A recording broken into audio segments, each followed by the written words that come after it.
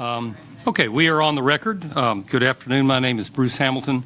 I'm the chairman of the Defense Nuclear Facilities Safety Board, presiding over today's public meeting. With me are my colleagues, Board Member Jesse Roberson and Board Member Joyce Connery. We three constitute the board. Having established a quorum of board members, this public meeting will now come to order. Ms. Casey Blaine, the board's acting general counsel, will serve as the board's executive secretary for this public meeting. This public business meeting was announced on the board's public website and was subsequently noticed in the Federal Register. The board has voted to hold this public business meeting pursuant to the Government and the Sunshine Act, the board's implementing regulations for the Government and the Sunshine Act, and the board's operating procedures. Our objective today is to continue our discussions of the National Academy of Public Administration report and a recent or last year's Inspector General report on IACS. Both organizations have the written reports available on our website. And with that, I'm going to open it to my fellow board members for opening remarks. Board Member Roberson. No opening remarks, Mr. Chairman. Board Member Connery. No opening remarks, Mr. Chairman.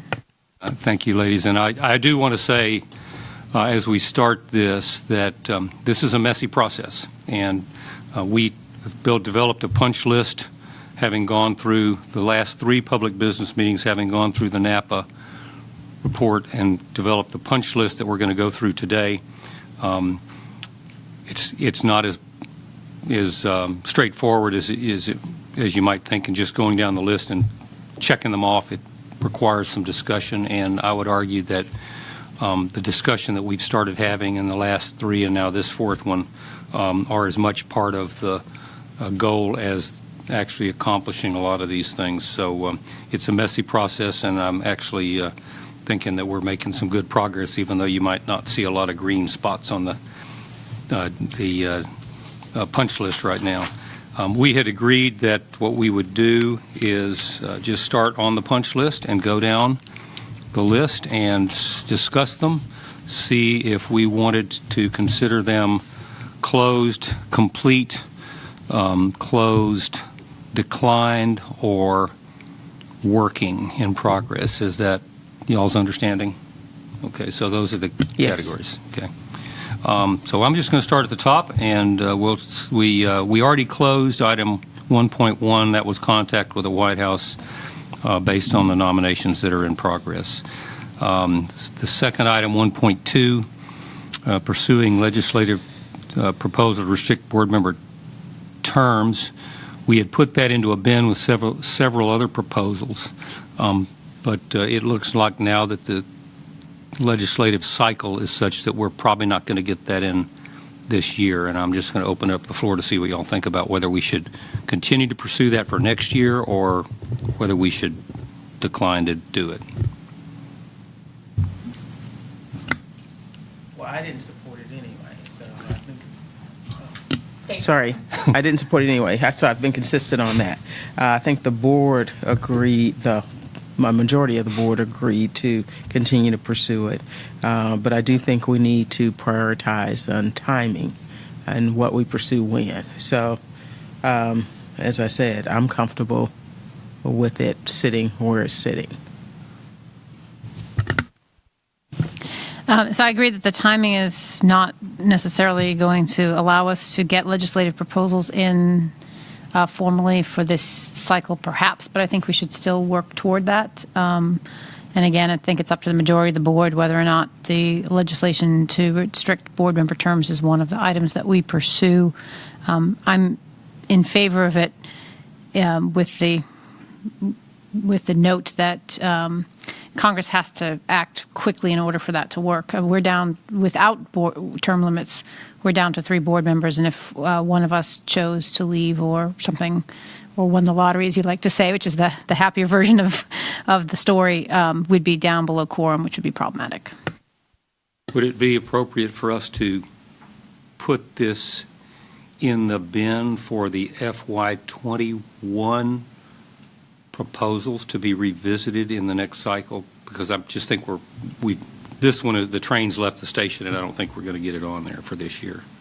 Is that an appropriate path ahead, or do you want something different? Once again, I didn't support it originally, so I'm happy to not support it in 21 either. So I'm happy to look at it again, but I mean, I still stand where I stand. So I think in terms of path forward, I would allow the process that's happening right now to play out in terms of this year because you don't know. We're assuming that we're too late to the process, but anything can happen. So I think we should just do the due diligence of kind of moving forward, just not necessarily with warp speed. And this is Okay. about the whole legislative proposal basket. I think that's a good. And if they don't make it this year, then we'll get it next year. I think that's a good path ahead. By the way, I support it, but I don't support it passionately. Yeah. If that helps. And I think there's more work to be done. I think I agree with Ms. Connery with the proviso that we have to prioritize from a timing perspective. And so I didn't see it as a priority one right now. Okay. All right, what I'm going to say then is this is working, and we will continue to put it into the 2020 bin, recognizing that it may or may not get through this year, and if it doesn't, we can revisit it in 2021. Is that, I'm getting nods. Okay. So we're going to call that one, Madam Secretary, we're going to call that one working. And I have the lead on that. The next one is NAS Registry of Potential Board Members Candidates. Can we refresh our memory on how we feel about this one? I was not warm on it. Yeah, I'm not either. I think that was our previous conversation. I think I've been consistent on that.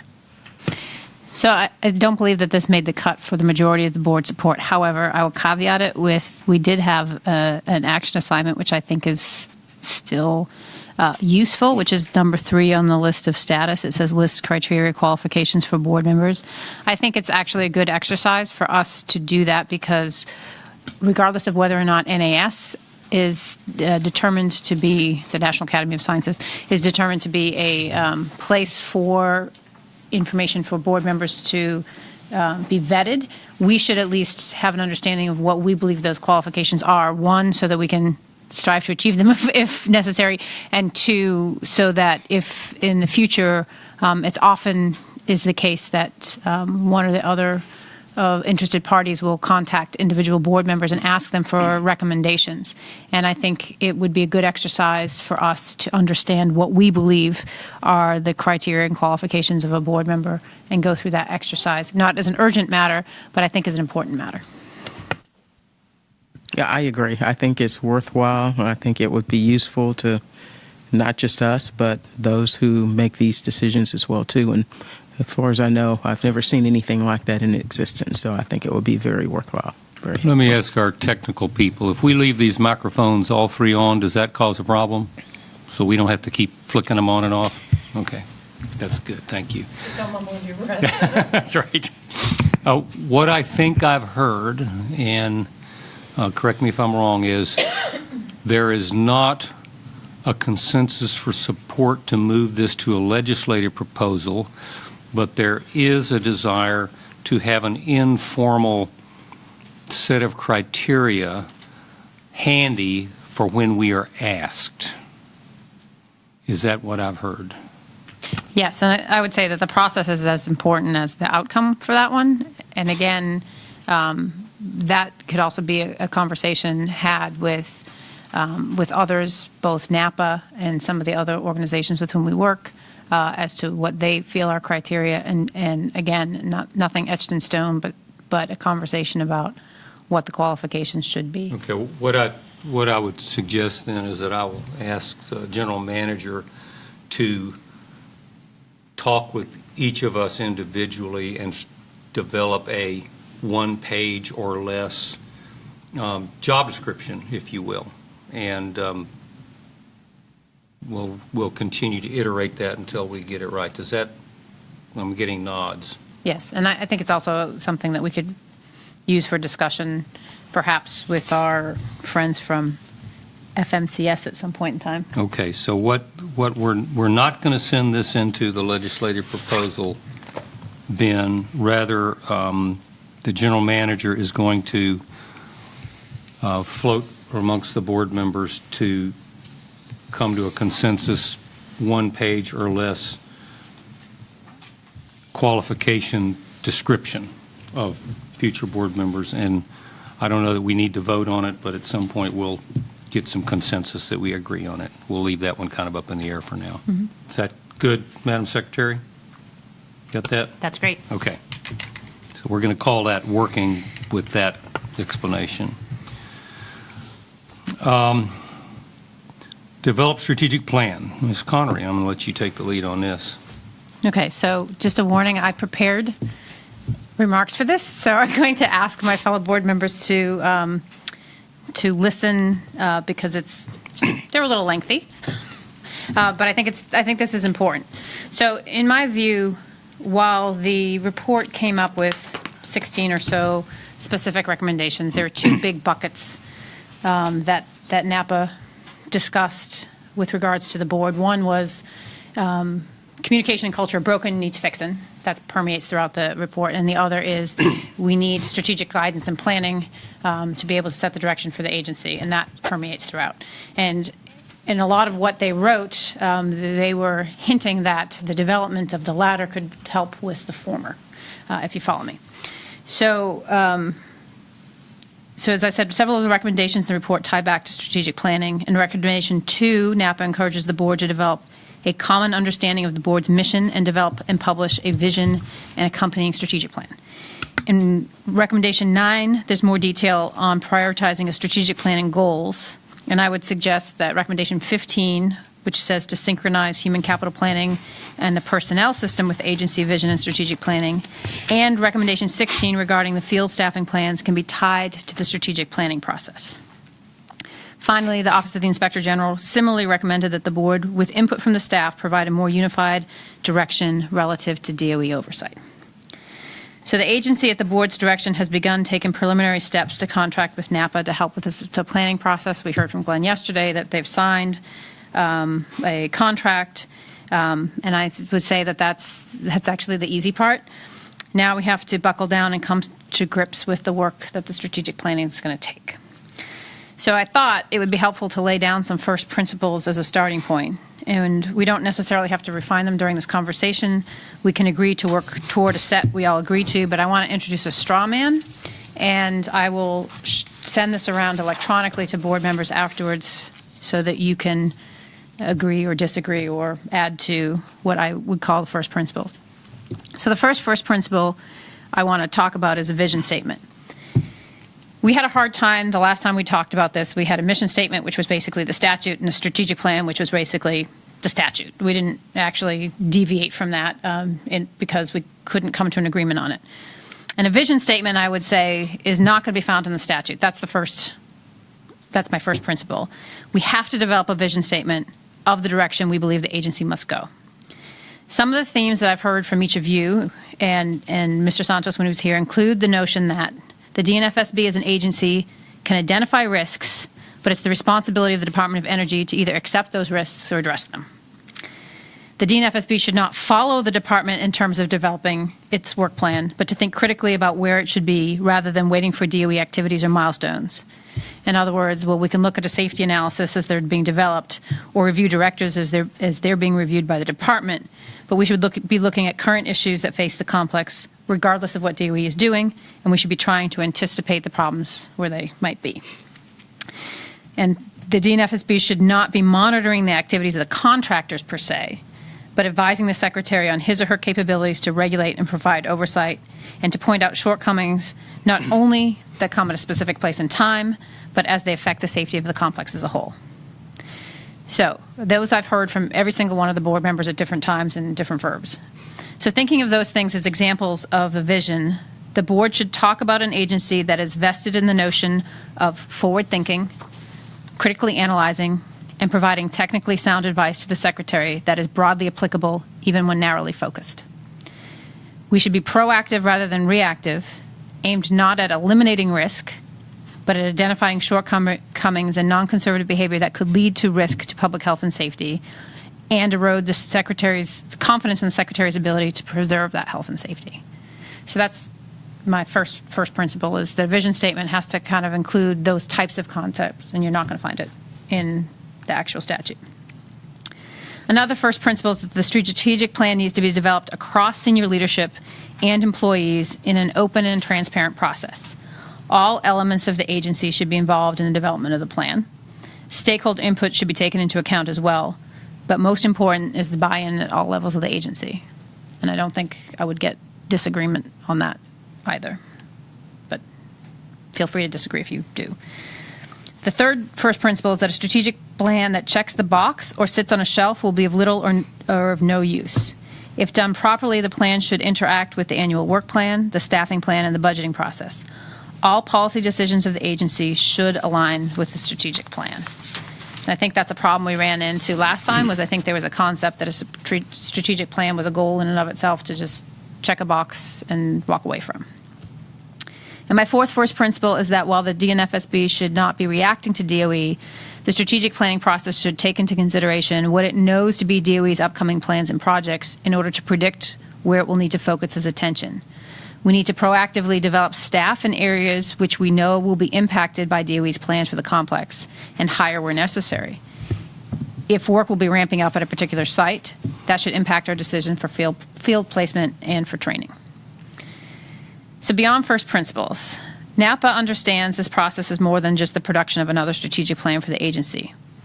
How we conduct ourselves during this process will shape our internal and external interactions going forward. This is a chance to improve our communications, demonstrate that we as an agency can work together effectively to produce quality work, and to cultivate a climate of professionalism and respect. Any indication that this is just a check-the-box exercise will have lasting negative impacts. From a practical standpoint, and I think we've all discussed this before, we need to sync up this effort with the budget development for 2021, the work plan, and the staffing plan for both 20 and 21. We need to think carefully not about what we put forward in the plan, but how we will measure ourselves against the progress and what the indicators and metrics will be that we will put in place. And NAPA's already recognized that this is a challenge that we have. Our metrics are output-oriented rather than being actual measurements of our work. So the strategic plan that we develop is actually not for this board. It's the legacy we're going to hand the agency and the next board, and I don't take that lightly, and I don't think either of you do either. So NAPA is going to be coming to meet with us this week, and it's my hope, and we can maybe do a town hall. We discussed this earlier with the staff during Resident Inspector Week. We don't have to answer all the questions at that meeting, and I think we have to lay that out at the outset that we're not going to have all the answers at that meeting, but it's important to make that first step and practice communicating with the staff. So I know that was a lot, and again, I can email it to y'all, but this is obviously something I feel very strongly about doing right, and I wanted to put down maybe a straw man of how we could proceed going forward, and I would welcome your reactions. Thank you, Ms. Connery. Well, I think the first principles you cited, I agree with all of them. I think you have captured a lot of sentiment that board members have expressed. The one thing I'd add, and you alluded to it, and I think there is a balance where, as you said, we need to link up with maybe the 2021 budget cycle, which means we need to work back and have some type of tentative schedule, because we are the organization we are, and we'll iterate for perfection until we can't iterate anymore. So I think, and at some point, sometimes decisions will just have to get made. So the only thing I think we need to do is make sure we prioritize early on developing a tentative schedule so everybody kind of knows what the expected flow is of the process. And I know NAPA will be important. Part of that, that'll be one of the early tasks. That's the only thing I think we need. We need to kind of know what the tentative flow is so we can move forward. Yeah, Thank you, though. I appreciate your taking the time to really think that through, and I think it's very clear couple of points, just salient points. First of all, there is no light between the three of us on the mission of this agency. There can't be, because all three of us swore an oath to the Constitution, and the mission is very clearly specified in the law. There will be some deltas on the vision. You and I know, have had those since we met, the day when we met, but I think we can work through those. And it will be a collaborative, and it will be some sort of a compromise. I think we can find a mission that suits us all, at least more good than bad in it. So I think that that's something we can do. I do think that it's important to get the synchronization that you talked about with the budget cycle and the staffing plan. One anecdote I'll tell you, I think I was here on the board for almost a year before I ever read the previous strategic plan. It just never flowed up to me. I couldn't agree with you more that the strategic plan cannot be a box-checking exercise. We need to have it laid out in such a way that we look at it and we reference it on a regular basis to determine where we're pointed. And so I think we're all in agreement on that. So all of this sounds good. I mean, sure that there will be some crunching along the way, but I appreciate your taking the time to lay it out. And the last thing I will say is I asked, I think you were all there this morning, I asked the technical director to schedule a session with the staff during Resident Inspector Week so that we can have a town hall to discuss what this is all about, and I would argue that maybe what you wrote and just said might be a good starting point for that discussion. So just a quick back to the vision statement, because I think where we have disagreed in the past is on the how. And to me, the vision statement is the why, right? The what is the statute and the mission. We know what it is that we're going to do. The vision is the why. There's some how in there as well. But when I laid out what I just laid out, I actually was taking quotes from both you and Ms. Roberson that have been iterated in the past. So I'm hoping that there isn't a difference, because I know that you feel strongly about, we're not here to eliminate risk. And I was trying to capture some of that sentiment in what I wrote. And again, I think we can iterate on it, but I think it's important. Eliminate all risk. Right. All risk. You want to eliminate all risk? No, You're trying to avoid. I don't think you can eliminate Correct. all risk. Correct. Right. So and that's kind of the sentiment that I was trying to capture is how you make that balance. Ms. Roberson, on the point about the timing, so NAPA's kind of put together a straw man by months, which is it's necessary but not sufficient. So we're going to have to be more granular on that, and we're going to have to actually get timelines from OGM that work backwards and from the staff, because the staff is also doing some I would call it little s strategic planning on their own with regards to doing the 2020 work plan. But they're basing that on kind of already what we have for a budget proposal, and they're kind of working backwards. And we want to be able to work forwards going forward, where we establish a body of the work that we find is important, and then move from there into the next phase of developing the staffing plan and the budget process. And prioritization is also something that's a word that I hear a lot from other board members.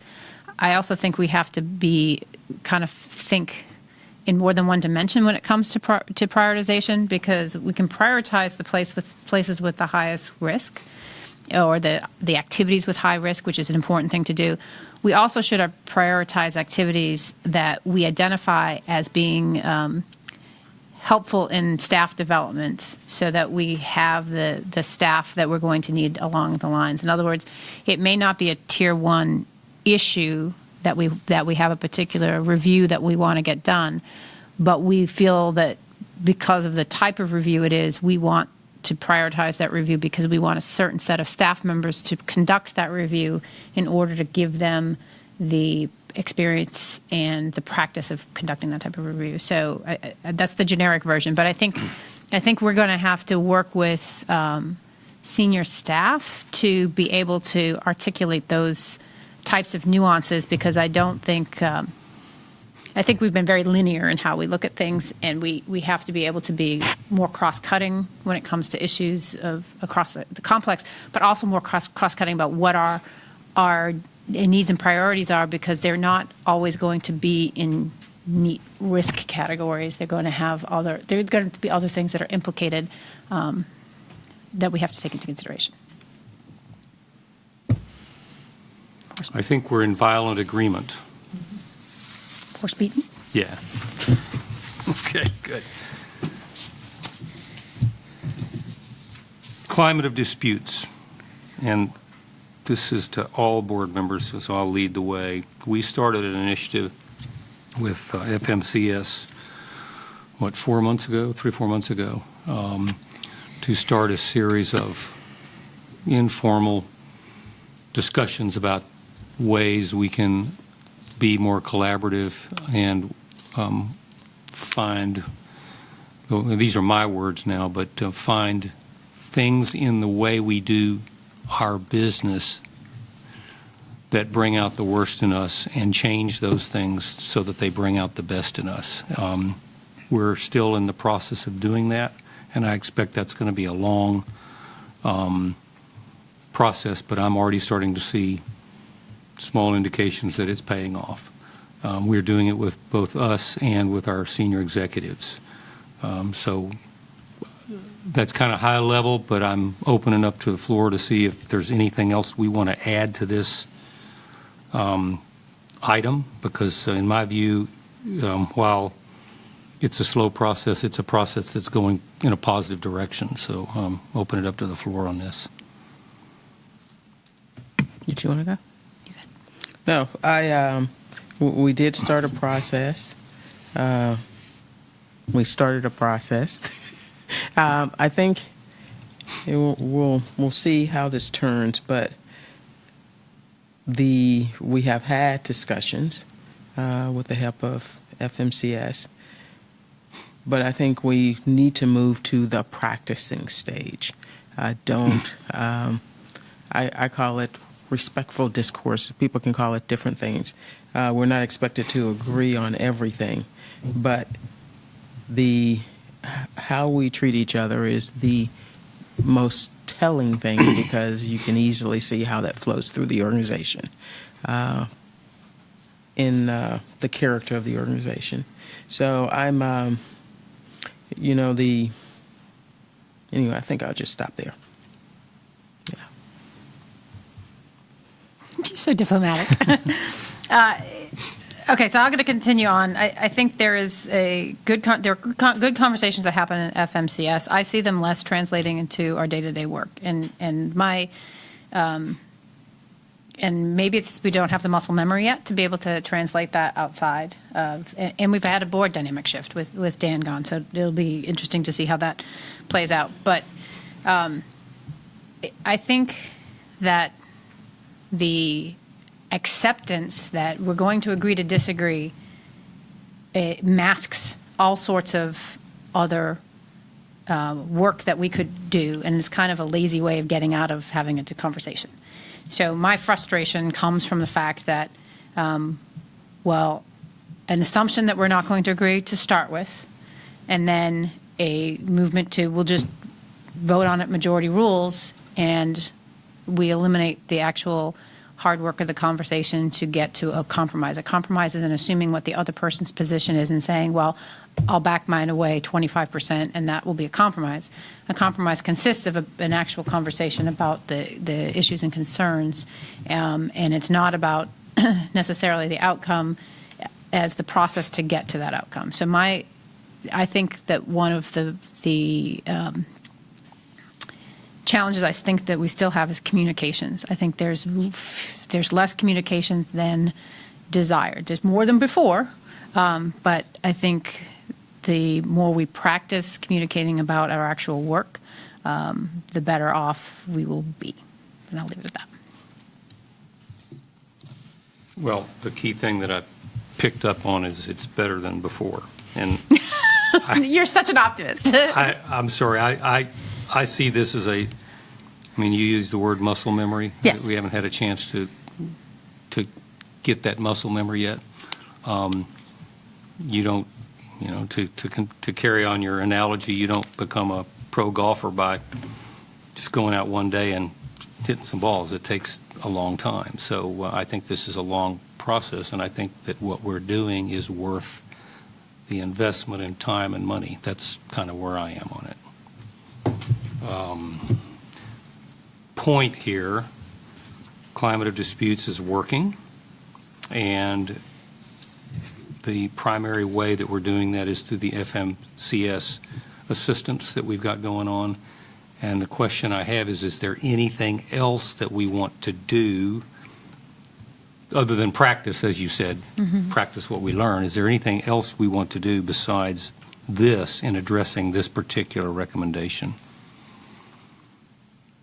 And the answer very well may be no. I don't know. Well, I think combining it with our approach on the strategic planning process and whatever we wrap into that as it relates to employee engagement, employee, I mean every level, not just the lower levels of the organization, I think are combined.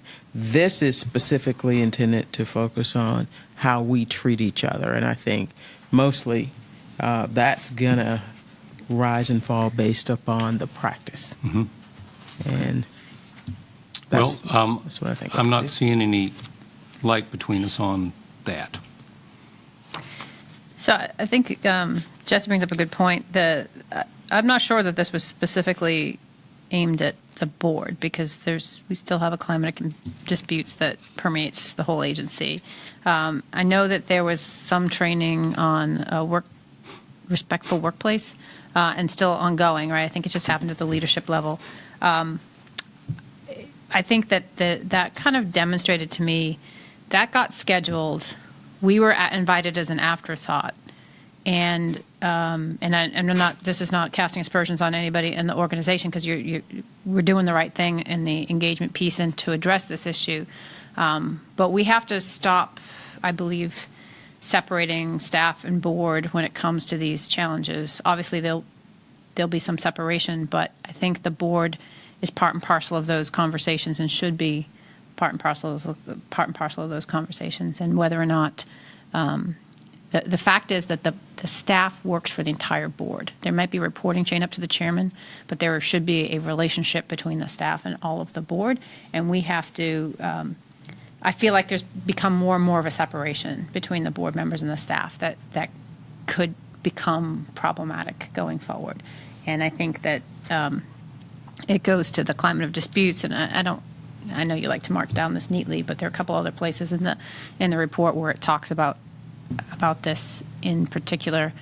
So I'm bullish on the fact that we're working with FMCS, but I believe that there are other things that we can do, like the work that Vanessa's doing in the workplace, but we need to be engaged in it. So we've kind of we did a good thing, but we need to kind of make it better in terms of getting the whole agency involved in those processes. So for the benefit of the secretary, how would you capture that in a couple of words? I think in status, we should include the employee engagement piece. Right now, we just have the seeing Eileen.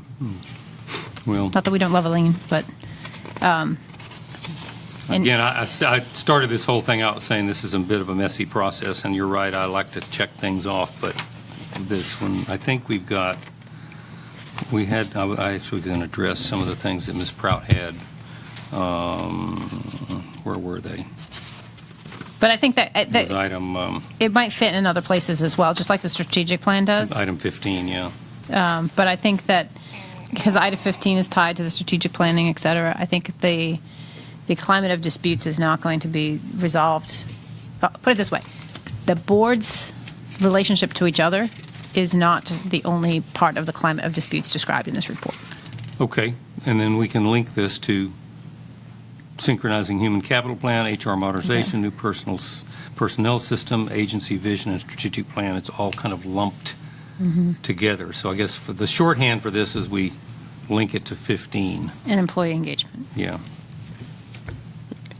And I think that's an important point because there's no way to measure impact on climate of disputes. I mean, we can all be very, very cordial publicly and still not be effective.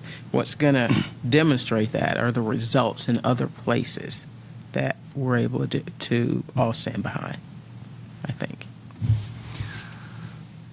Okay, that's working. I think that is, okay, what about adopting best practices for deliberating body? We didn't really do anything on that yet.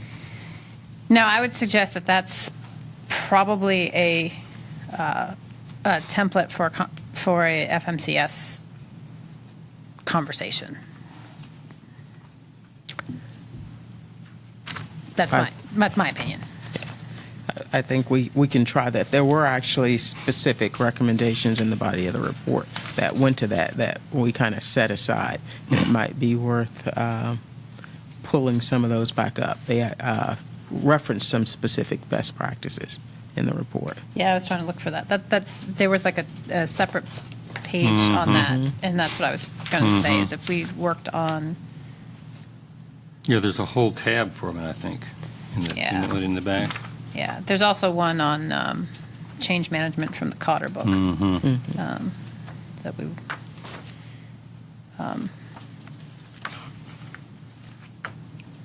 But what I would say is for that piece, I would suggest we do a session specifically on the best practices piece of it. And I think code of conduct could also fit in nicely with that, just for an agenda setting for us going forward.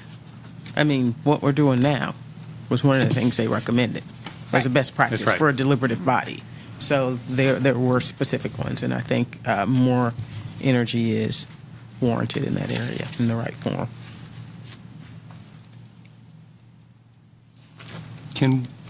There it is. It's on page 30. Did you find it? Page 30, 4.2, best practices of high-performing boards. Agree on a clear mission statement and strategic vision. Yep, check. Reflect the current needs of the organization. I think we are... Strategic plan, that fits. Yeah. Interact respectfully, honestly, cultivating mutual respect, which is FMCS, Code of Conduct. Freely exercise dissenting opinions. I think maybe we're too shy. We don't dissent enough. For those who don't have the privilege of this facial expression, that was cynicism. That was sarcasm. Sarcasm, yeah. And then continually evaluate their performances and respond to findings. Yeah, this is another one of those messy things which is kind of partly tied up in several other things. It's partly tied up in the code of conduct. Right. It's partly tied up in the strategic planning process. It's partly tied up in climate of disputes. Right. It's kind of all over the place. It's sprinkled throughout. Yeah. So there's some others in there too. And I think there's a couple of things that we could talk about too. Like we probably can't do a 360 given where we sit, but there's probably something for the last one, the evaluating performance and responding to findings. There's probably something that FMCS could pull up for us at a particular interval of our choice, like 6 months, 12 months, where we can actually do self-assessments and evaluations and kind of rate ourselves and get rated as to how we are working. That's actually a very good idea, is to get some sort of a 360 evaluation. I think that would be... I'd like to get one. Yeah. Because it's always hard to know. And there's probably ones that are not, because a 360, we don't have a boss unless the president's interested, or unless we had Congress do it. So I think this also takes into some of the recommendations from the IG as well too, and I think we've kind of looked at some of those very mechanically, like when they said evaluate the board's effectiveness in executing its own procedures and on a specified cycle. We kind of looked at having somebody independent look at it, and I'm not so sure it doesn't make more sense for us to evaluate how we're doing and see where we need to make adjustments. So I think there is a lot of opportunity that, and we haven't really grappled with it yet, in my opinion. Yeah, I'd be interested in working with a 360-like Have you done one before? evaluation. Yeah, but it's been No, but have you know how a the while. process works? Yeah. Have you done 360s? Oh, yeah. Yeah. Yeah. More than you want. Yeah. Am I not getting? I'm not getting the right body Listen, language over here that you like. I think it's an interesting idea, but I think it's an idea. I mean, you have to be specific. It's not really about our execution of our duties. It's how we relate to people that's most important. We're all going to bring something different to the table. So it's kind of tough to do a 360. One, you kind of need peers. And I think for them to be most effective, you need some degree of anonymity. So I think it has to be thought through. It's not the classic 360, which is kind of a performance management tool. Well, that's why I think there must be some other tool out there where you could get feedback or create our own, where we could get feedback from folks that are observers, stakeholders, staff and each other and ourselves to kind of go through and assess. And I think that's true, but I think we're going to be hard separating us individually from how the agency is doing. Mm-hmm. And so I just think it takes some thought as to how you approach that. Yeah, maybe it may be a little difficult to use the conventional Yeah, may have to off-the-shelf create a tool. model. Well, I'm guessing there's somebody sitting in the room who has some ideas about what could be an alternative. Okay, that's working. Strategy and vision, I think we already captured that That was in 2.1, so that's, we can just say for status, link to 2.1.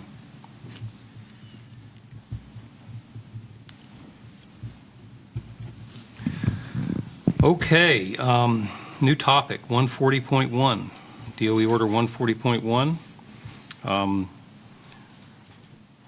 Have the upcoming hearing and have communicated to the Secretary and monitor implementation of orders across the site.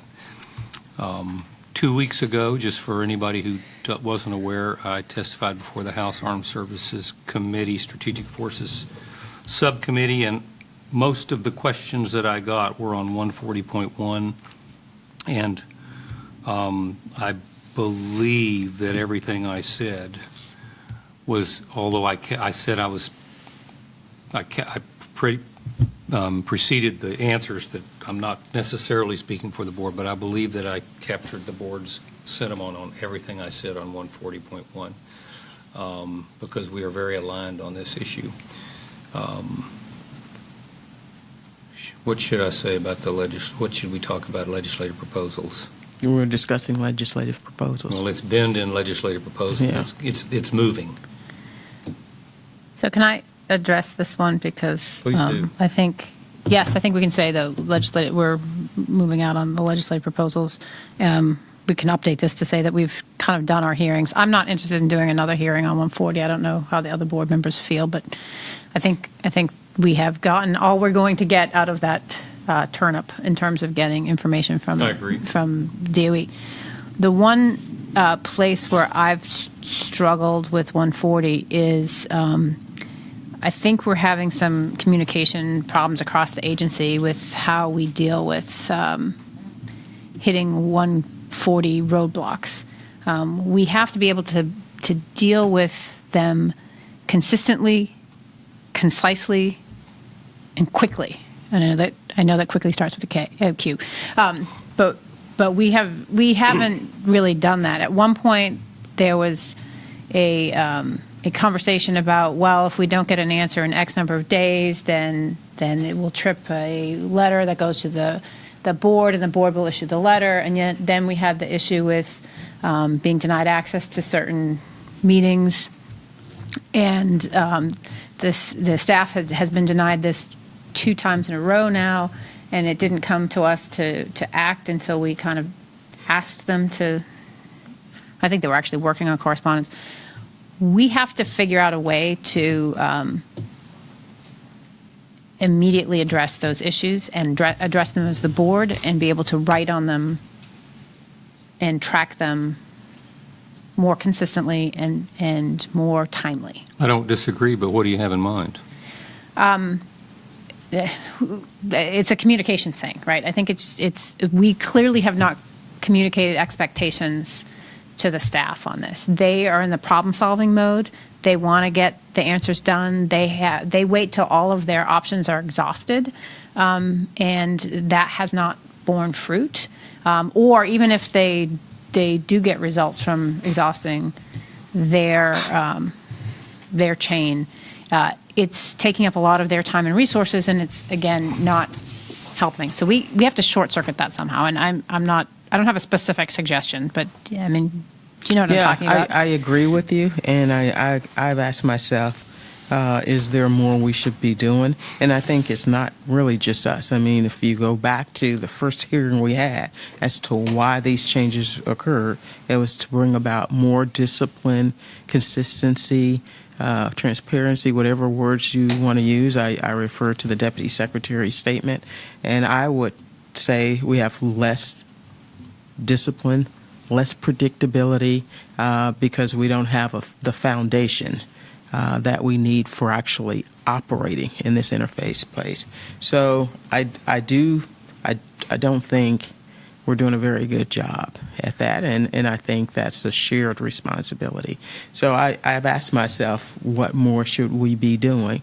And I think legislative changes are great, but we still have to interface and operate. And there's just something missing in the accountability of the interface. And I haven't been able to put my finger on it yet. Look at the next item on the next page, 3.3. I think that is what you just said, Ms. Connery. The jurisdiction piece? Well, the staff needs guidance. Oh, yeah. Isn't that what you just said? Yes, the staff. Yeah, the staff. Yeah. So this one may have gotten off track because former board member Santos had taken the action on this, and it was combined with the one on jurisdiction questions. Where was that? Yeah. It was way back towards the back, I think. No, 3.3. It says provide guidance. There was a jurisdiction thing that Mr. Santos was going to take action on, and it kind of, when he left it. Well, he did an orange folder, if you recall, and then it didn't go anywhere. I think we said no, everybody wasn't ready to move forward at that time. Yeah.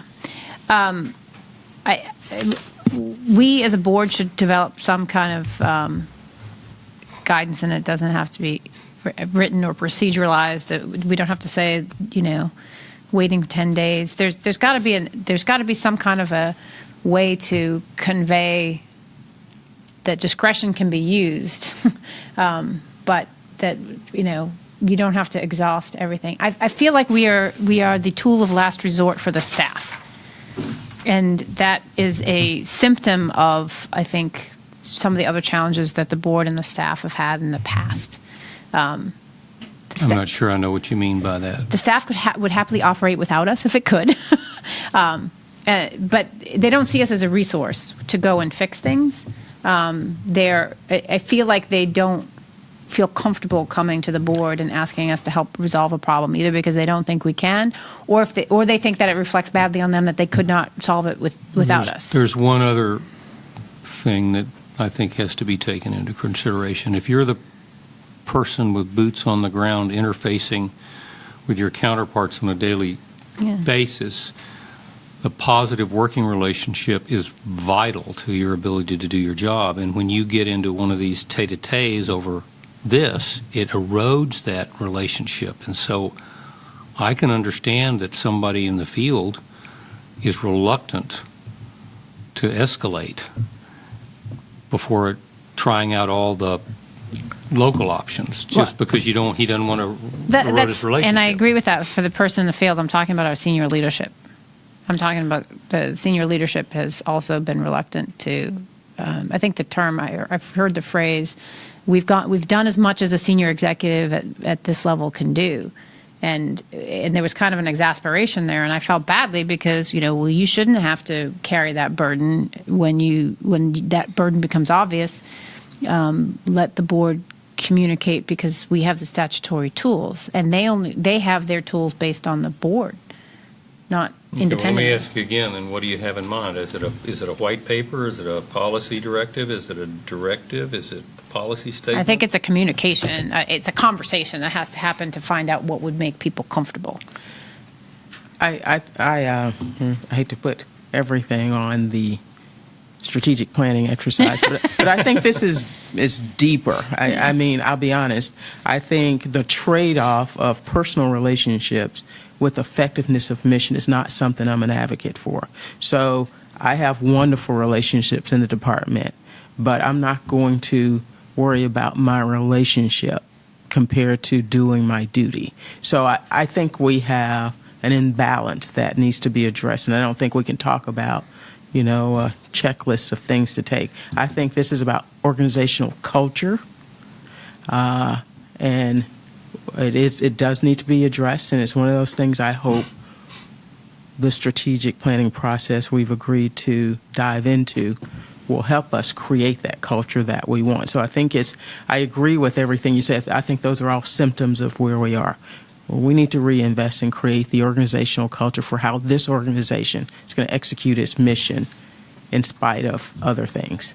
So I think we're out of balance, and we need to get back into balance with what is our primary duty. And I don't think there's an easy answer. We're going to have to go through a cultural process to get there. I agree with that. I think on the short term, because I know Mr. Hamilton's going to want an action item that addresses the 140 piece of it. I think we should have a standalone conversation with senior staff about 140 and where we are, and kind of take stock. And we can put them on bi-weekly and take stock of where we're finding challenges, recording kind of these messy communication patterns, because again, it's not necessarily just negatively impacting us, it's probably negatively impacting DOE as well, right, where we have evidence that they're not using their proper channels of communication to raise issues. That's anecdotal evidence that then we can go and have, regardless of the status of 140 at the time, we should be having these conversations with our DOE counterparts, and have meaningful conversations with them about, hey, look, there's clearly a challenge with communications, because you've designated these individuals as being our interlocutors, and yet you're going out of chain in certain areas, and bringing up issues, and there's no clear pattern of who's making the decision, and therefore there's no accountability. And the whole point of 140 was to make your managers accountable. Well, that's not happening if we get disinvited to something that we've always been invited to by somebody who's not even anywhere listed in that 140 matrix, right? Or our technical director's getting called, if somebody in the field without going through headquarters about something in a weekly. That's just that proves the fact that the tidying up of 140 didn't do what they wanted it to do. And drives home the point that we should have the conversation. So I would say having a standalone 45-minute meeting with us and the senior managers to kind of go through the catalog of things for our own purposes, and we can disposition the little ones, but what we have to do is come up with a strategy to deal with the whole thing, separate and distinct from the legislative issues, because whether 140 exists or it doesn't exist, we still have to figure out a way to work with the department. Let me offer a way to have our cake and eat it, too. First of all, I agree with everything you said strategically. That said, if we were to create a one-pager kind of laying out the short-term expectations and then communicate that to our staff, so we've got a long-term deeper, address the root issues. Got a short term, I don't want to call it a Band-Aid, but that's the first thing that comes to mind. I could have the technical director put together a one-pager for board review, and we could communicate it to the staff orally or... Okay, but I think that's the wrong... The technical director is not going to tell us what we should tell them about what they should be doing, about when to come to us, right? And I worry because we tend to we proceduralized it last time. We said the counting shall be 8 days. If at 8 days you have not heard from so-and-so, then at that point in time, you may put something in an orange folder.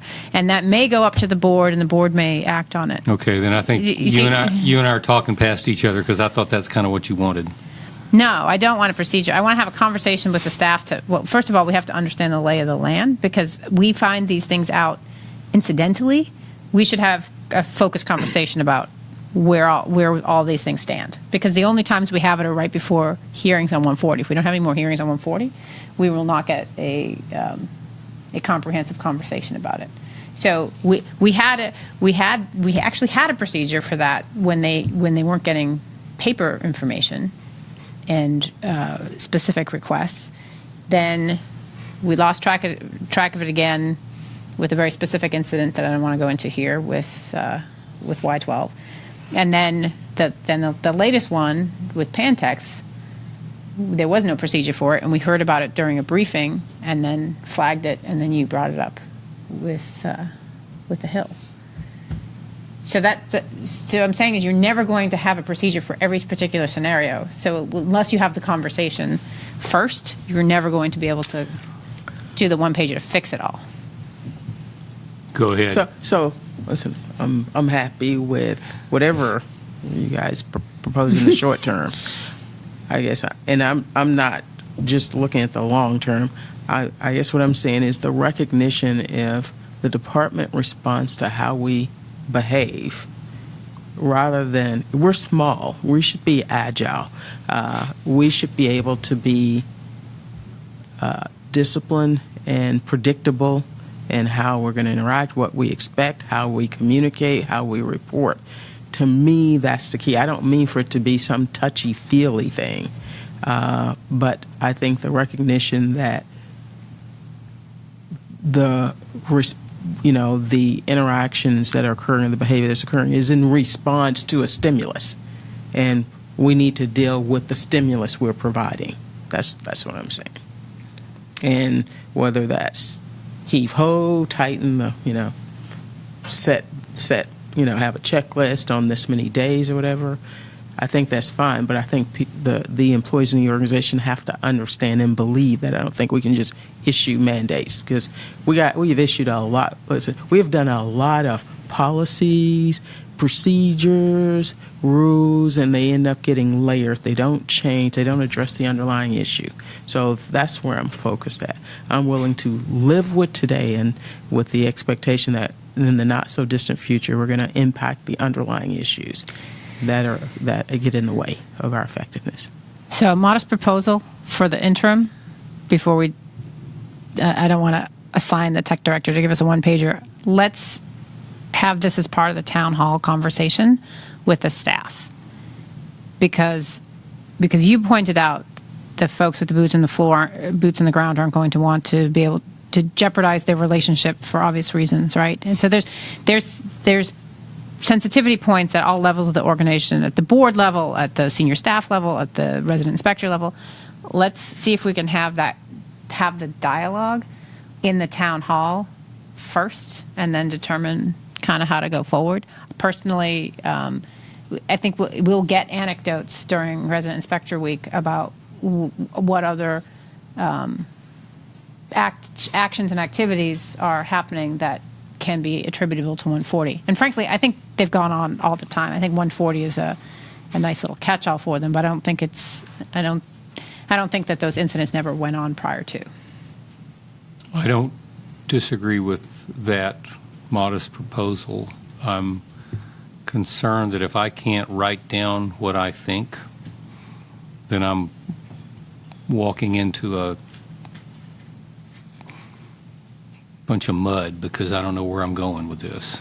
If I can't write it down, what my expectations are. And it may not procedurally, not, 7 days or whatever, but just the general philosophy. If I can't write that down, then I'm not in a position to have a conversation. I can listen. If that's what you want to do, just listen. But I'm not prepared to say, this is how we think on this topic. If I can't write it down, I can't do that. I understand that. I think the problem is we don't know what we don't know, and we keep fighting the last war because one issue will come up where we sent a request in writing for this piece of paper, or it didn't happen, this is how the escalation came, now we're bringing it to you, and then we say go write a letter, right? And then a different issue manifests itself in a different way. We don't have the procedure for that. So we don't know what the universe is. So part of it's information gathering. For what the position is to write it down, I think the expectation to give the staff is you don't have to exhaust all of your chits before you come to the board and raise something to us, right? We should not be the last to know. And if they bring it up ahead of time, we can collectively at an ad hoc level determine, see if you can deal with it at your level, and if it's not going to work, then here's what we want the board to do. Instead of it waiting to 4 months until all of the avenues are exhausted and then saying the board should act. Yes. So the only other thing I'll add, and I think I talked to every board member, and I talked to some of the management as well, too. This timeliness of information, other things, it's not really new to the board. The board has dealt with it at times in the past. And one of the things one previous board did that I thought was a good practice, and I've talked to, I think, all, was communicating to the department in spite of what they've done in 140. These are the kinds of activities or kinds of documents we want. And lay it out. We're in the reaction mode to a unique example of something, and I think it makes us very ineffective. We should be more strategic and lay the groundwork in advance. I'm very uncomfortable when we get, details of a specific circumstance, and it frustrates me because we should have, if you take like explosive safety, we should have already communicated to department once they issue 140, regardless, for these kinds of activities, this is what we need to be able to do our job. We have not communicated to the department what our needs and expectations are. We've left 140 on the table, and I think that makes us weak, and it makes us reactive rather than proactive in executing the mission, personally. I'd support something that was comprehensive, so long as it wasn't taken as anything outside of this is you don't need, right? So depending on how the letter was worded, and I think you brought the letter. It's from the 90s, right? Yeah, that's right. It's from the mid-90s, I think. But the reality is also, just because we communicate something today and we find a specific example, it doesn't stop us. But somehow we have to get out of the reactive mode to a unique and specific set of circumstances and communicate what we need and expect to accomplish our mission. We haven't done that yet. You got that? Where does this leave us? I feel like I've been going down 10 miles of bad road. So I think we make this, my preference is we make this an agenda topic for the town hall. Mm-hmm. And we can iterate amongst ourselves. I wouldn't have the tech staff do it if you want to have talking points about what our expectations are. And then if supportive, I think I like Jesse's idea of trying to replicate the a communication yeah. to the department. A third letter. What do you mean a third letter? We've sent 2 already on this topic. No, so not about 140, about just in general, about what we expect, what type of access that we expect going forward, regardless of the status of 140. See, this ground has been plowed a number of times before. And what happened with 140 is it wiped out all of those standing practices that allowed the board access to what it believed it needed. I think we need to reset. DOE has its 140, but the board needs to, at least at some higher level, communicate to the secretary what kinds of access and what repetitive kinds of information is required to do our mission. So that's all I'm saying. Maybe we can't all align on doing that, but I think until we do it, we're just in reaction mode to unique and specific circumstances, which tying us up in knots, I think. What I've heard is three things. First, the way you sketched out the broader question of the deeper roots and how we address the whole culture, climate issue. The second is sort of a listening period during our town hall where we maybe have a couple of talking points and then open up the floor to listen. And generate through that and other means a list of where we are, a status check on 140 challenges.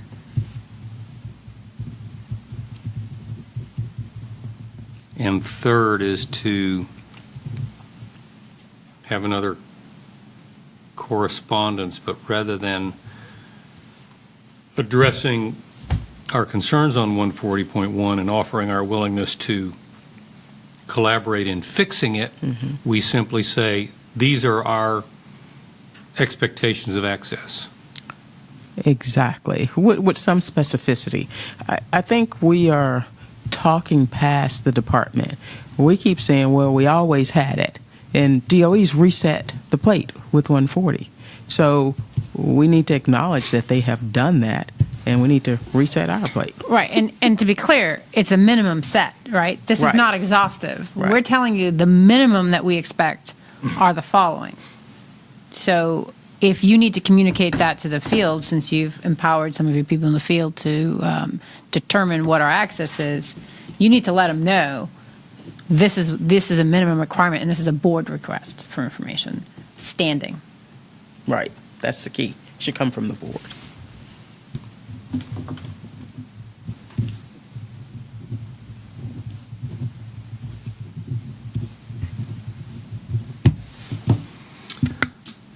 Five-minute break.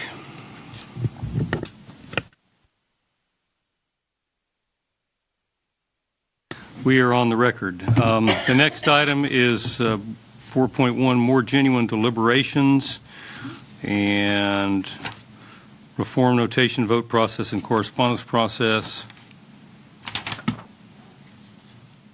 I'm not really sure why team building was part of that, but it is. Team building, accountability of board members to demonstrate more collegiality. Those are the four items. Ms. Roberson had the more genuine deliberations tasked to her. So you want to take the lead on that, Ms. Roberson? Well, there's not much else to say that we haven't already said today. In the team building, what we discussed was having FMCS work with our senior leadership team, and at some point in the near-term future, bring the board and the senior leadership team together.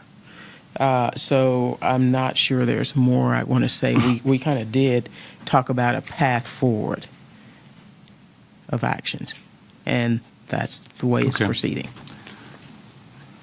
I want to specifically address the notational vote or correspondence process. There's one, and I know we're not going to solve it today because I don't think we're on an agreement on where we should go yet. But I do want to express my view that one of the challenges we have is our folder process, and that it puts the staff between us in the orange folder comment resolution step. As it currently stands, we all know the board members make orange folder comments, send it back to the staff, and when one board member wants puppy and another board member wants small dog, and they're adamant about those changes, the staff is stuck in the middle of trying to resolve them. I don't think it's healthy. I would like to I would like to have a process where the staff does its work and then the board, maybe with a clerical assistance of some sort, but the board has to duke out those arguments amongst the fellow board members rather than sticking the staff amongst it. And I know we're not on agreement of that, so I want to have a discussion on it. So that is a problem that has been identified historically. I don't know. I think it was an easy punching bag for a lot of people, both of the staff and the board, to point to as a problem. I think it's a symptom of a problem, not a problem in of itself. I don't like the idea of further isolating the staff from me as a board member. I think I have limited access to the staff as it is. It's always filtered, either through the chairman or through senior management. And the orange folder process allows me to have a discussion with the staff member about my proposed changes to their correspondence and have them understand what it is that I'm saying. By putting an artificial barrier between me and that conversation, you're making the staff assume what it is was my intent and not allowing me the benefit of understanding where the staff was coming from with adjudicating my orange folder comments. So my request beforehand was to say that I would request to talk to the staff when I make my orange folder comments before they go into adjudication so that they understand where I'm coming from, because when I make orange folder comments, I very rarely say it must be this or else. A lot of times I put it in the form of, hey, I don't think this communicates what it is that you think it's communicating, and I would suggest changes in order to make it clearer. Let's have the conversation about it. And I'm not married to, I actually say that quite often. I'm not married to these orange folder comments. And again, I think the onus is on the board members to have the conversation both with the staff and the board about the nature of their comments. And I find it disrespectful if a board member refuses to give orange folder comments but then amends, because then I don't have the benefit of knowing ahead of time what that person wanted, and I get stuck with an up or down vote on an amendment that could have been resolved through conversation. Okay, let me address two things. First of all, no board member should be restricted from access to the staff regarding why something was written a certain way, what your view of the situation is. So I'm not proposing that we in any way put a layer of isolation between any board member and the staff. They work for us, and you and I and Ms. Roberson should have complete unfettered access to their ideas and thoughts.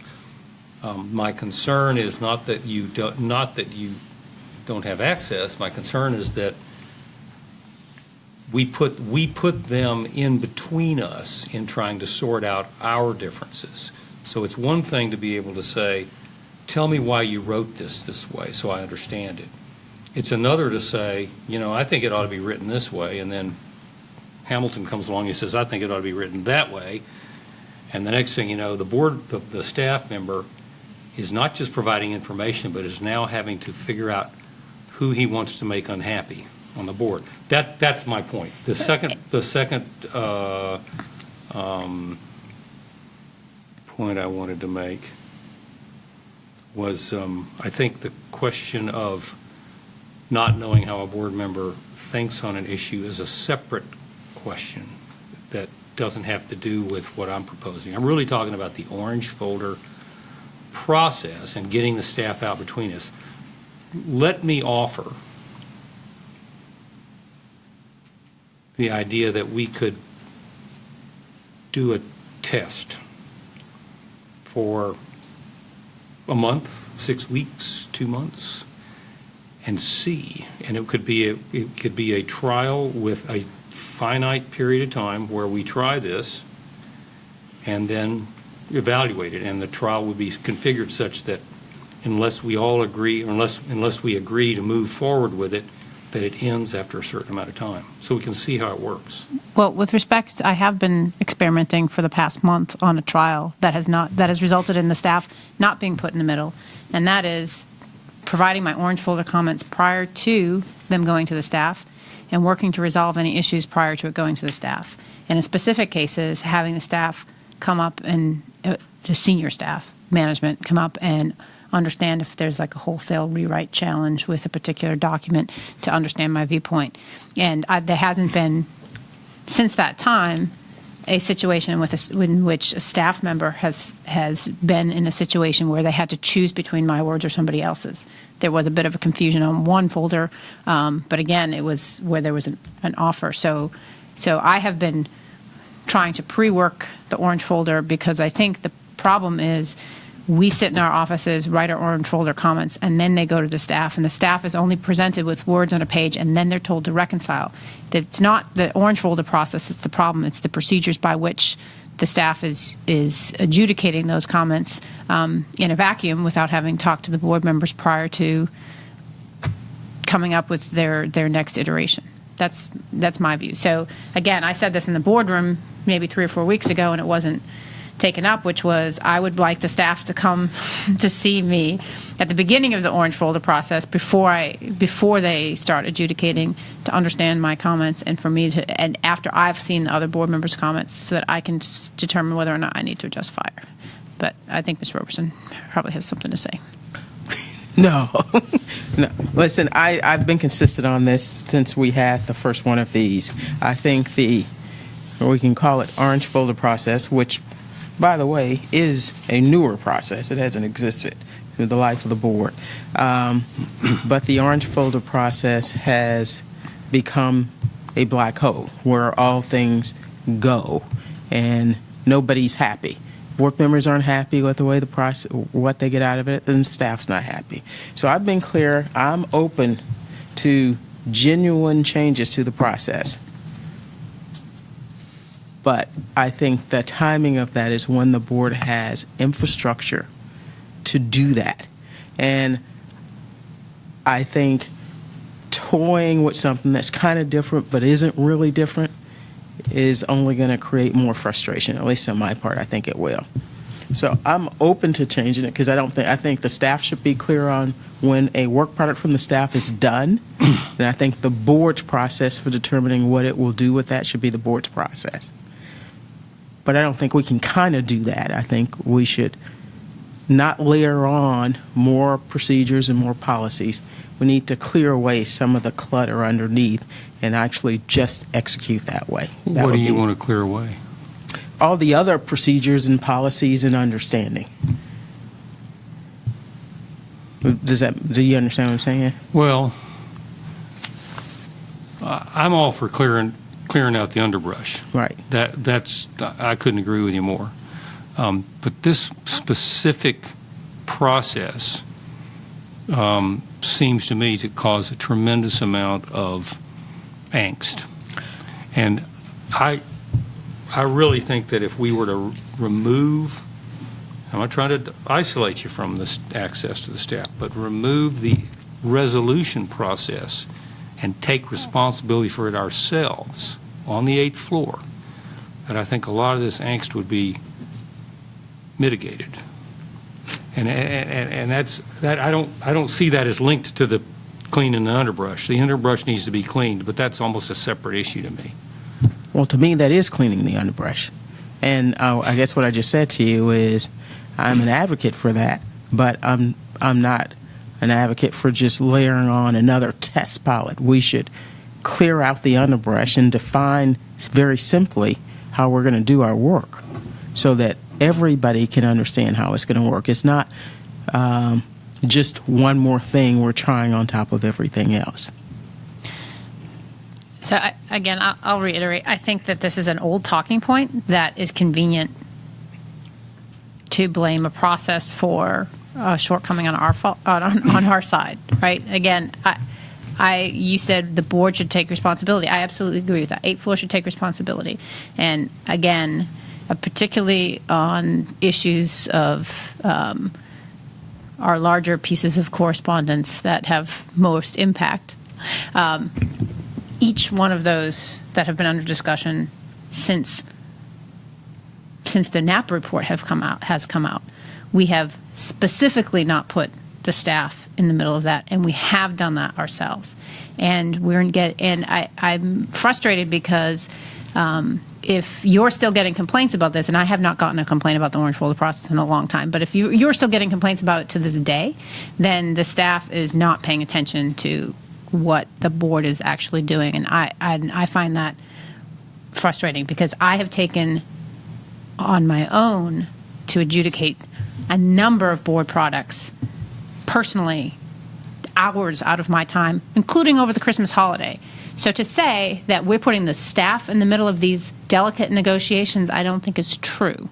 And the amount of correspondence that we've seen where there have been an issue have either been there was a flaw in the original correspondence in general, or it has been a minor issue. At least that's my experience. And we can go folder by folder if you want to have the conversation, but if you believe that this is the key to unlocking the fixing of the organization, I think then we have a deeper problem than the orange folder process. All right, well, I'm chopping, but the chips ain't flying, so I'm going to let this go. I'm going to let this one go for now. What else do we want to talk about on 4.1234? How are we doing on our congressional engagement? Oh, that's 5, sorry. That's the next one. All right, let's go to that one. Congressional engagement, strengthen congressional engagement. We have started a new cycle, and I think we got off to a good start last week when we, as a board, discussed with the HASC staff and the SASC staff. I have asked the general manager to put together a list of things that would trigger a notification to either the members or their staffs, and he should be floating that around with you here in the near future to make sure we've got a complete list. For example, resignation of a board member. Oops. Just saying. So he's got that going on. And what else you want me to say about this? How are we doing on our hiring process? Because this is tied to the previous conversation. That position is posted. I don't have the exact date it closes, but PDQ it closes, and we'll look at the candidates and see. I think it's the end of the month. Yeah. Because I think that the reason why I mentioned that in specific, that's kind of a key part of the infrastructure that Ms. Roberson is talking about that will actually help with determining how we move things on the 8th floor. But let's talk a little bit more about that, just for clarity.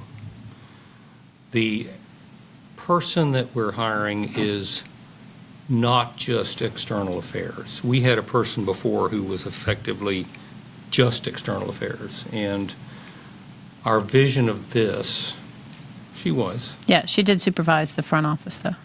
That was the design of the project. Mm-hmm. Yeah. I mean, that was the design of the position, was to do both. To do both. So this position is doing all those things with the congressional delegations that the general manager is currently doing in his spare time.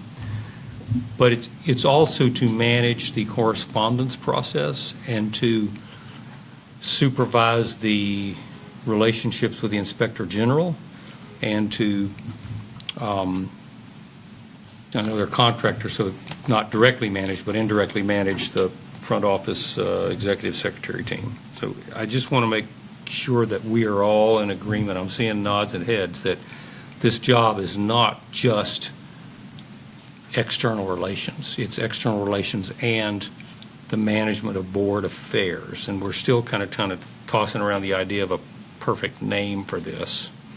Ms. Roberson, you had one the other day, Director of Board Operations. DBO?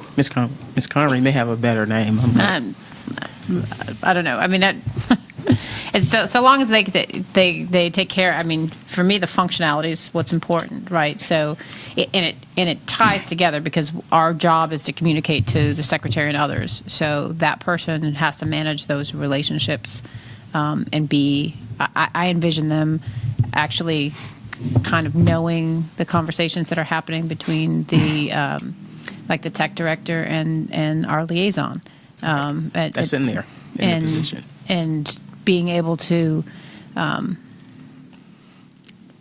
pick up the phone and call Hill staffers, and have them know who that person is and not have to reinvent the wheel every time, and keep track of those correspondents and all the people that come out of the woodwork to see the board members at any particular time, so that we don't have to find out about it by looking at the calendar. Oh, you have a meeting with so and so. Like, that should be part of the routine. So I think, yeah, front office operations, whatever you want.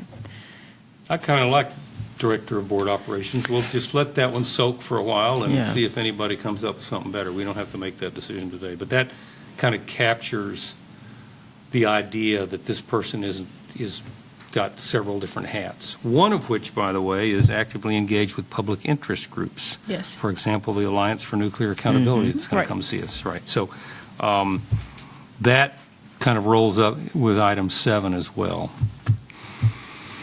And hopefully work on our outward-facing website. I don't think we put that in there. Well, in terms of like being able to Quality. know what should go up there when we talk to folks who has it. I'm not as unhappy with our website as maybe some are. I think it's a 95% solution, but that we'll see when we get that person on board. So I think we've covered that little group of items there with this Director of Board Operations or something like that.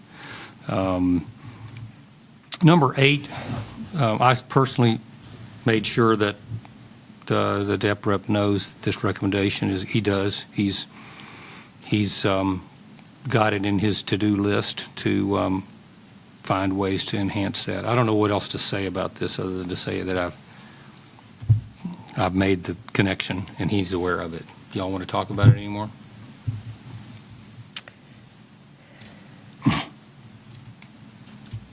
I think there is more we can do, but I think in the interest of everything we're doing, there are other things we ought to address first before we try to escalate to the next level of improvement there. We're talking about bolster engagement with DOE leaders, right? Yeah. Yep. So what I would say. No, we're talking about respond positively to DNSFB efforts to enhance engagement. It's a DOE recommend, number 8. Oh, yeah. Which We goes can't with tell 6. them what It's like the else to flip do. side of 6. It's the flip side of 6. All yeah. I can do is say I told him. Well, so one thing that we could do is back to Ms. Robeson's correspondence on our expectations for our access. If and when we draw up that correspondence, that we may offer to have a conversation with somebody in DOE leadership about that and having a conversation about that in specific. And then they would have to respond positively because Napa told them to in number 8. Wait for it. Napa Hold your breath. Number 9 is rolled up in strategic planning. I think we've beat that one down. 10, 1, 2, and 3, and 4. Decide what significant staff can take if you find these course of action.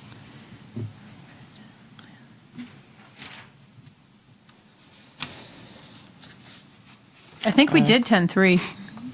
Yeah, I think we're kind of there. We don't use RFBAs very often at all at this point in time for exigent circumstances. Here's the problem, and this is a little bit of an elephant in the room here, but in the living room. But this is personality dependent, and the 3 of us really don't have the personality to do this a lot. Right. But a different personality, it would just this thing would just pop right back up.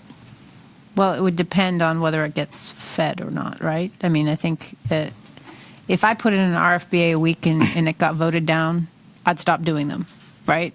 I mean, that's kind of the other part of the reason why they stopped happening was because either they weren't working out for us or what have you. But I believe you still need the tool. I don't need an RFBA because I know that I can go to the 2 of you and you will act rationally. But if you were a different person in the chair, I want to have the tool of the RFBA to be able to affect the direction of the board. So I think she just gave me a compliment, but I'm not going to dwell on it. Okay. Well, listen, I'm going to agree. I think we should keep the two. This two was developed in 2013, 2014 because of not Mr. Santos, another board member, being concerned that they were not provided the opportunity to impact and shape the work of the board. I think when it's used a lot, it probably tells us something, and maybe it's something we should pay attention to when Like a there are a lot of thermometer. them. Yeah. That means something else is going on. Yeah. Okay, so what I'm hearing is that we're declining to change the process. Right now. We're recognizing that we currently don't have a fever on this, but if we do, there's other ways to address it besides changing the process. Right. I think what it says here in the shorthand, and I have to go look at the recommendation, limit the use of additional RFBA taskings. And that's kind of what we have been doing. So whether or not we've changed the policy, we've actually changed the behavior. Let's look at it. Because we do use the RFBA, in order to move things quickly rather than. Like the one we're working on right now. Right, the one we're working on right now. So we use it for good rather But the than. difference is the one we're working on right now, we all already want it to go that way. Right. So we actually considered the never implemented process, which gave the board members and staff an opportunity to discuss the input on potential RFBAs, because we had that discussion before we decided to do it as an RFBA. Say that again. So 10.3 says limit the use. 10.4 talks about the proposal we had that said, if you're going to propose an RFBA, discuss it with folks so they understand the intention. Well, the one we just are working on, we had that discussion. Right. So we did 10.3 and 10.4 without even knowing it. Well, I don't disagree. In fact, I agree that we did them. The question is not whether we do it as a matter of routine. The question is it codified in our procedures? And I'm actually, I was opposed to your proposal to require it. But that doesn't mean I'm opposed to doing it. Right. And there's a difference. Well, you were opposed to requiring it because you said, why wouldn't we do that as a matter of course? Pretty much. But I also didn't think that any of us should have our hands tied in the event that, we have an exigency, or we already know where it's going, or whatever. We shouldn't tie our hands to doing that. So we're doing these things right now in a good way. And the question is, do we need to do something to change our procedures or are we just going to declare victory and leave the battlefield? I think we have bigger problems with our procedures that will have to be revisited at some point in time. And if we have new board members, I think that is a process to step through in a different series of painful meetings than this one. I don't know that they have to be painful. So I think we have 13, which is streamlined procedures, which reference both our procedures and the staff procedures. And I think whether it's the RFBA process or something else, we should look at all of that in concert. That's my opinion. Because I like the RFBA process. I think board members should have the right and the ability to propose things to the other board members that they think. We all have different brains. That's not to say the process couldn't be simplified or improved, but I worry about these one-offs because they're connected. They're all connected. And I would say on 10.1 and 10.2, they talk about the work plan and the review findings. Again, we've got, under that same one that you just read, policy statement 7 is the one that I think answers the mail on this one, but it's fairly onerous. And we were talking about when we look at policies and directives and procedures to review, I think that's one tied to the work plan. Because again, if we move the work plan to a strategic point of view that we do the work planning a year ahead of budget process, then and then we'll be refining it. The work plan necessarily that the board looks at is going to be at a higher level than the staff operates too. And so we're going to have to look at both sets of procedures to see how to fit that in nicely. Well, I think we need a procedure guru at some point that kind of looks at all of these. We're talking about chopping pieces out. I think we should look at streamlining the procedures, period. How do you want to capture these? Ongoing?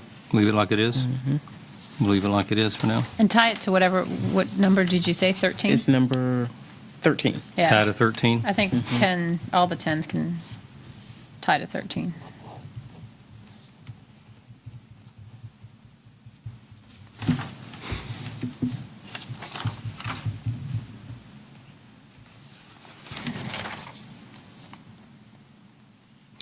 .1, divide activities to align with roles, holding to more strategic and policy matters. This was basically the recommendation in the report was revert to a traditional organizational staffing dynamic. The board members have created a micromanaged approach that greatly limits the flexibility of staff to conduct reviews without interference and communicate with counterparts in DOE and among contractors. So this gets tied in with the number 12 to me, the EDO. So one thing I would say that maybe I missed it, but we were going to get copies of potential PDs for EDOs from other organizations. Vanessa was, I think, pulling those together. Did we ever get those and circulate them? I didn't get those. No, I don't think it's hit the priority list with all the other personnel actions. But I actually have several that I can send. I thought I actually shared some, but maybe I didn't. Okay. Vanessa has pulled some for me already. Okay, so it'd be helpful. Well, we'll get to that when we get to 12. But I think we should be. Well, okay, I can dispense with that right now. I'll just have that done. Okay. Job descriptions. Because we ought to have come to some consensus sooner rather than later about what that job description looks like, and then the determination. I think it's true. I think if we get legislative relief to fill that, then it goes to the top of the pile to do the job description. Right. It's just not there yet. Yeah, It's I'll just have her put that together.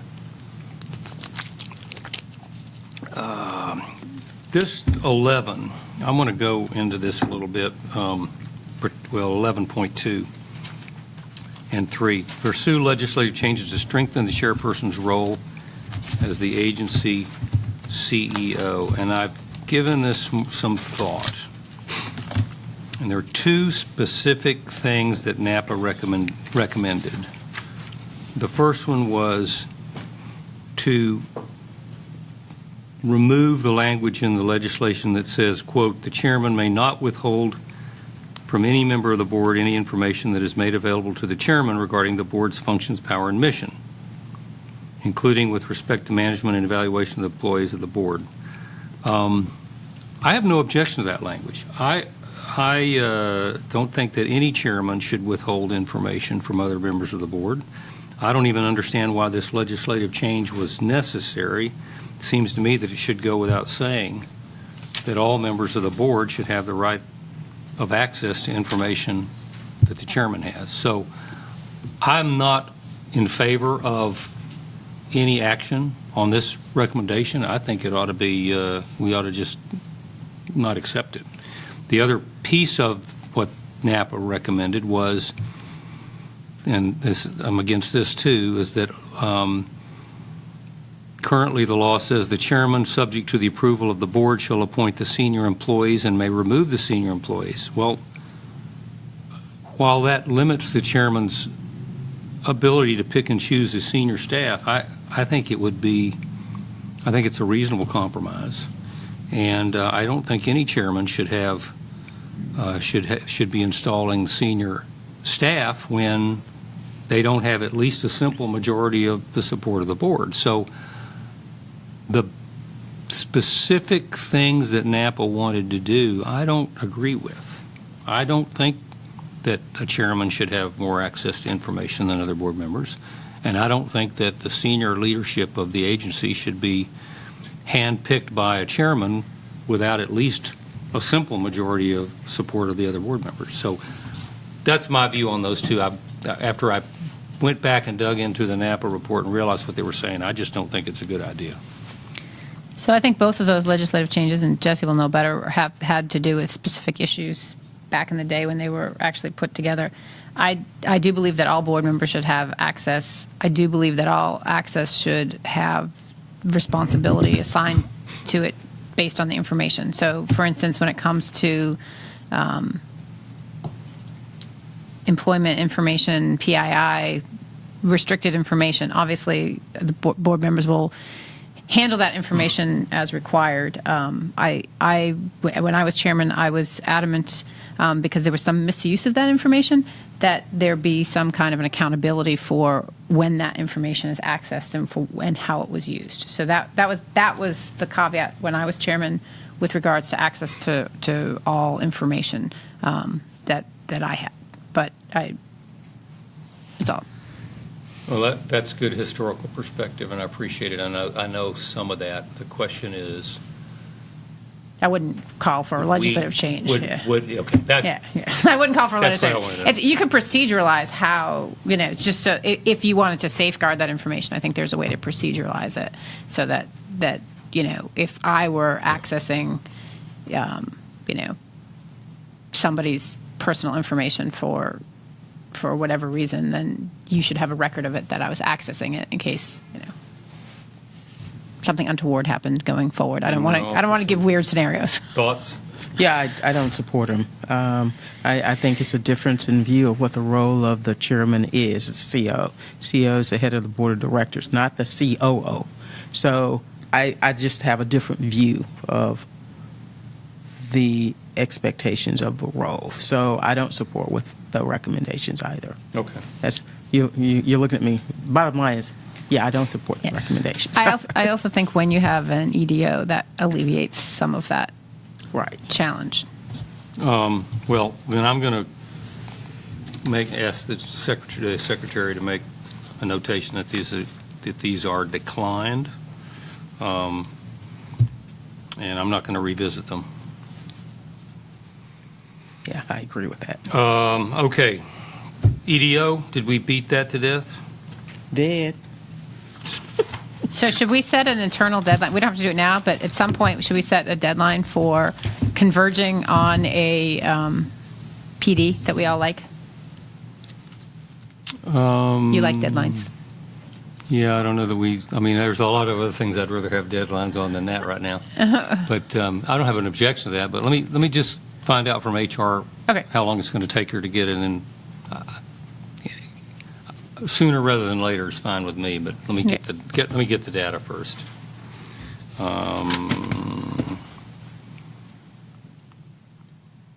Do we need to talk more about improving internal communications? Part of this is tied to strategic planning. Part of it is tied to EDO. Part of it is tied to Director of Board Operations. What else you want to talk about? I think we could also tie it to the 140 issues, any of those things. We're still a little broken here, both on the communications and on the record keeping. We should have records kept about that are easily accessible for us.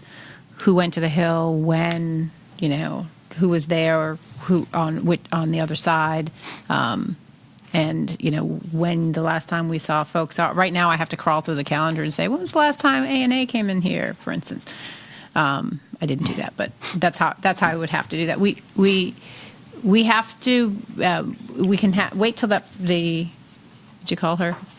Or him? The Director of Board Operations. We could wait for the Director of Board Operations, but we should also, again, come up with a list of what types of things that we think should be categorized in that way so that there is continued communication. The specific piece of this that you want to include in here is a record of our congressional And outside, Outreach. or outreach. External outreach. Well, this is internal communication, but you're saying it's a little broader than that. Right, so we know when folks are meeting with whom, right?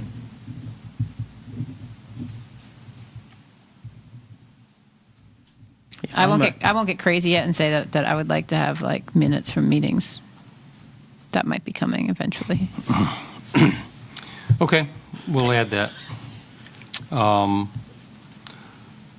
Synchronized human capital plan, HR modernization, and a new personnel system. I'm going to read a little bit. I'm going to follow from your cue from earlier on. I'm going to read a little bit because I asked the Director of Human Resources to give me some written remarks on what she's doing right now.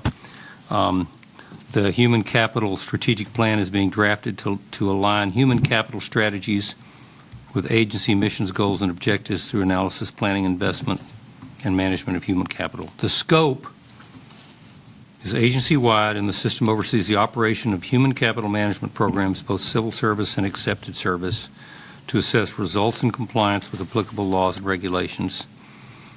The strategy contributes to agency performance by 1, monitoring and evaluating the result of human capital management policies, programs, and activities.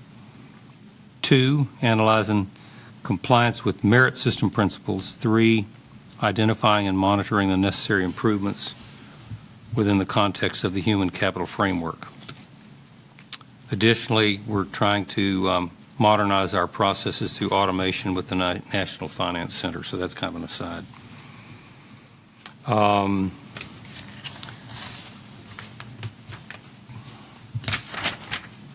The agency is developing a comprehensive training and development strategy, and it's got these specific points. Mandatory training for employees, supervisors, and managers designed to enhance employees' work experiences by improving communications and interpersonal relations.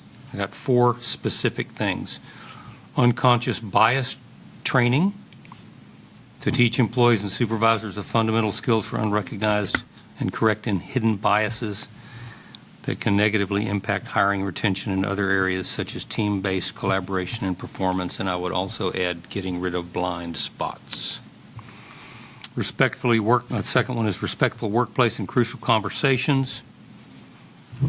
3, Clifton Strengths Training and Counseling, and I'm not really sure what that is, but Ms. Prout knows. Do you know what that is? No, but it sounds very interesting. It sounds very, but I don't know what it is. Who's Clifton? Who's strength? It's Clifton-Strengths Training. To individual, I think some people in our audience today know exactly what it is. How individual strength contributed to team success, create strengths-based partnerships and teams to maximize performance, and how to identify and invest in talent traits. And lastly, emotional intelligence for leaders, which is supervisory training designed to help management develop intelligent intelligent leadership skills. So that's a big mouthful, only to say that our Director of HR has laid out what I would call a very extensive training agenda for the next year that incorporates all of this. And so I leave that out for discussion because I think that kind of scratches the itch. I think those are really good topics. I plan to go to as much as I can because I think our presence is important. But I think also we need to honestly evaluate these when they occur the first time to make sure they do scratch the itch, that they are effective exposure across the organization.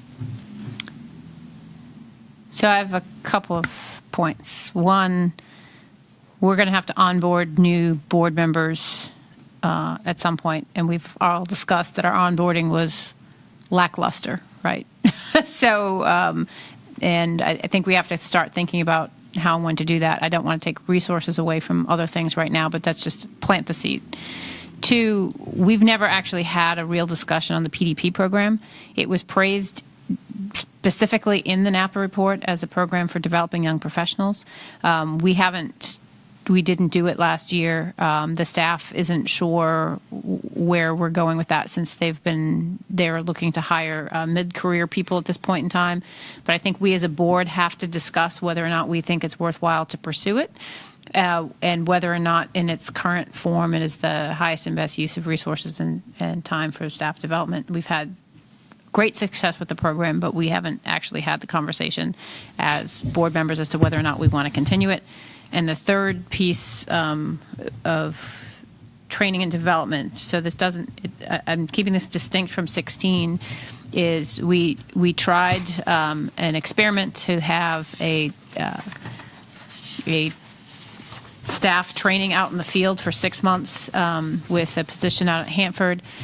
We didn't do it after that because we were limited in the number of resources the tech director has to actually fulfill the mission.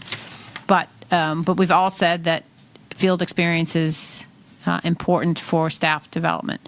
So the other point I would like to discuss at some point, whether it's today or not, but at least to put a placeholder down, is that I think we have to have the discussion about field rotations for staff as part of staff development, what we're going to do with new hires in terms of bringing them out in the field, and the hard work for the agency, which we've done some of it already on the OGM side of the house, on the management side of the house, is how logistically that works when it's a 6-month detail and somebody's going out to the field for that length of time. And if that's not the right length of time, is it a shorter length of time? Is it 3 months at one site, 3 months at another site? And then how we use our current resident inspectors in the field who have particular expertise in training and developing the younger staff in that capacity. How do we tie them together? And the technical staff probably has some ideas on this, but I don't believe that they're pursuing at this point in time field experience. So those are 3 things. We can leave the board members off for the moment, but those are 2 things on the staff development that I think are important for the board to discuss and determine what we want to do going forward, because the window is going to close on the PDP program at a certain particular time. And if we want to look at this for 2021 in terms of our staffing plan and note that we're going to have people in this training mode out in the field, we should do so. Anything to add? No, I was just going to say I think they're good topics. I'm prepared to engage whenever we discuss. I'm thinking those may actually be good topics when we combine our discussion with the senior leadership as well, too. Yeah. We didn't quite get through all of the items, but we are out of time. So I'm going to offer closing comments. Ms. Conner, you want to go first?